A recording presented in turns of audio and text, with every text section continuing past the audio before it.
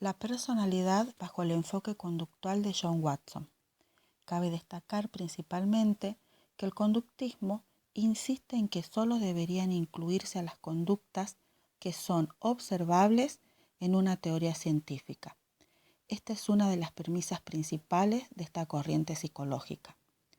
En esta oportunidad vamos a analizar la personalidad desde John Watson, uno de los representantes del conductismo. Para él, la personalidad se determina por el ambiente, es decir, se determina por factores externos en el ambiente, específicamente los reforzamientos y los estímulos. Las conductas habituales constituyen la personalidad y estas conductas pueden ser modificadas, expandidas e incluso cambiadas a lo largo de toda la vida de la persona. Estos cambios de personalidad se producen por medio del aprendizaje. Dicho aprendizaje es más rápido y es más eficiente al inicio de la vida, cuando se están formando los patrones de hábito. Watson creía que el estudio de la personalidad requería de una vasta observación de los individuos. Él mismo desarrolló un enfoque conductual de la personalidad, en el cual establece una serie de características. La primera es que la personalidad se define en términos de conducta y, como ya dijimos, conductas que deben ser observables. Es decir, lo que una persona hace constituye su personalidad. También, otra de las características de este enfoque es que el conductismo afirma que es posible influir en la gente para que mejore, cambiando las condiciones ambientales, incluidos también los cambios sociales. La siguiente característica sostiene que el conductismo estudia a la persona de forma individual. No supone que los factores que influyen en una persona necesariamente tendrán influencias similares en alguien más.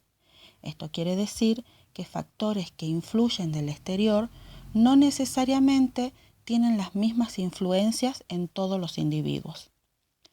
Además, considera a la experiencia subjetiva en la medida en que se manifieste en conducta observable, es decir, los rasgos, los pensamientos, las necesidades, que son las experiencias subjetivas, siempre y cuando se representen en una conducta observable, van a ser entendidas como personalidad.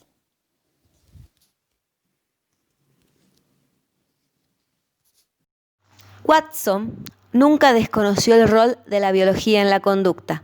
En lo que respecta al ambiente, le dio importancia primordial.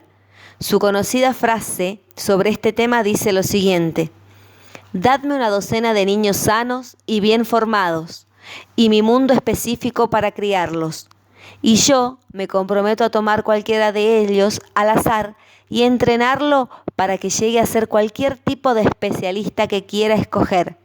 Médico, abogado, artista, mercader y sí, incluso mendigo y ladrón, sin tener para nada en cuenta sus talentos, capacidades, tendencias, habilidades, vocación o raza de sus antepasados». Este ambientalismo extremo implicaba una filosofía optimista en relación con el comportamiento humano y la sociedad. Los seres humanos se pueden modificar en sentido adaptativo o no adaptativo y no están a merced de contingencias biológicas, genéticas en términos contemporáneos. Somos perfeccionables y modificables. No hay un determinismo genético y biología no es destino. Podemos hacer un ser humano cada vez mejor y en Estados Unidos, a comienzos del siglo XX, estaban teniendo lugar numerosos cambios culturales y se estaba desarrollando la mentalidad de autonomía, individualismo, necesidad de controlar el ambiente y construir una sociedad con base en los principios de la ciencia y la tecnología de la época, y de planear el futuro. Una sociedad cada vez más urbana requería nuevos modos de mantener el orden y el control social. La psicología era una nueva disciplina que estaba comenzando a tomar forma y dando origen a aplicaciones profesionales en los campos de la educación, el estudio del niño, la industria, la publicidad y el mundo del trabajo, la evaluación y la medición, los test psicológicos y su papel en la sociedad estaban empezando a ser primordiales.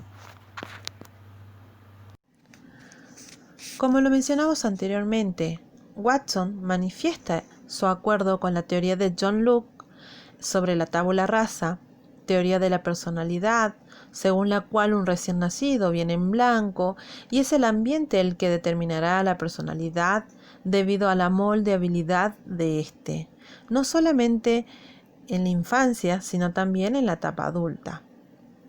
De otra manera, Skinner, quien realizó experimentos sobre el aprendizaje animal y humano, concluyó que lo que una persona aprende a hacer es semejante a cómo aprende otras cosas. Por tal razón, lo que implica motivación inconsciente, aspectos morales y rasgos emocionales no existen. El enfoque conductual de la personalidad hace énfasis en la especificidad situacional, restando la importancia a las manifestaciones internas.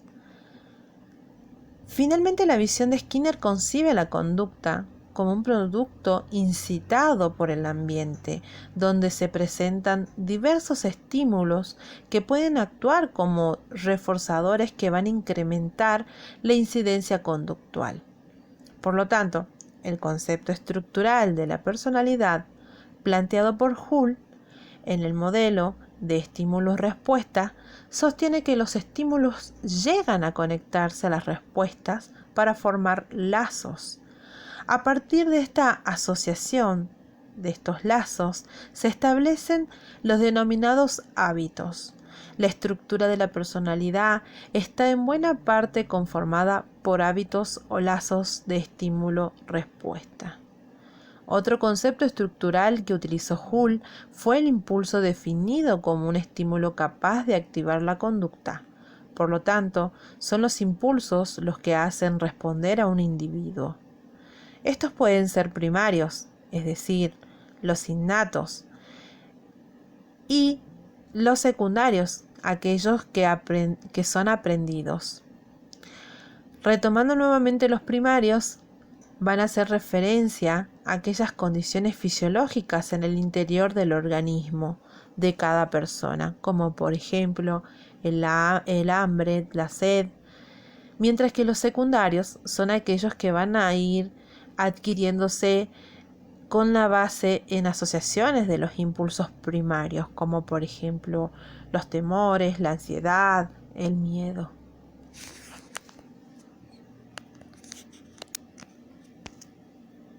Teorías de la conducta y el aprendizaje exploran la personalidad de manera experimental al estudiar la conducta en ámbitos de laboratorio.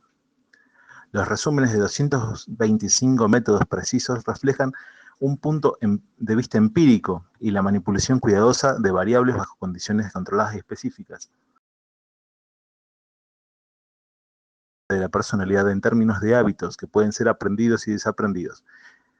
Distinguieron entre impulsos reforzadores primarios y secundarios como las fuerzas motivadoras principales de la personalidad. La conducta humana puede ser entendida en términos del proceso de aprendizaje, el cual es dividido en 4 partes conceptuales importantes: impulso, indicio, respuesta y reforzamiento. Sobre el proceso de aprendizaje, en especial en el área de frustración y el conflicto. Los experimentos con especies infrahumanas han sido bastante exitosos en la predicción de la conducta de animales de laboratorios simple bajo condiciones controladas. Dollar y Miller adaptaron muchos conceptos freudianos y los integraron en términos de teoría de aprendizaje. Los procesos inconscientes son reconcebidos como impulsos e indicios sin clasificación. Los mecanismos de defensa y las etapas críticas del desarrollo también son reconcebidas en términos del proceso de aprendizaje. La traducción, aunque inexacta, ha contribuido a popularizar la teoría de Freud y estimular el estudio experimental de sus ideas. Da un puente hacia las terapias más directas y activas de otras teorías del aprendizaje. La terapia de la conducta implica desaprender los hábitos ineficientes y sustituirlos con respuestas más adaptativas. Durante una fase expresiva, el paciente aprende a denominar las respuestas con precisión. En fase de ejecución, se lleva a cabo el entrenamiento de liberación de la supresión. La teoría de la personalidad, propuesta por Dollar y Miller, busca emular un modelo científico y enfatiza de forma importante la investigación empírica. Diferentes de reforzamiento continuo, de intervalo y de razón, y describe su efectividad.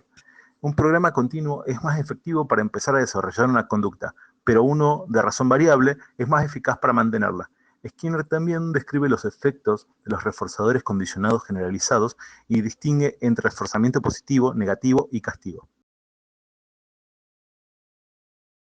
Estructuración del ambiente de modo que las conductas indeseables son eliminadas y sustituidas por otras más convenientes. El enfoque de Skinner ha sido exitoso en situaciones donde los métodos de insight tradicionales son inaplicables. Su método también ha sido utilizado en comunidades terapéuticas y en educación y, además, en la industria.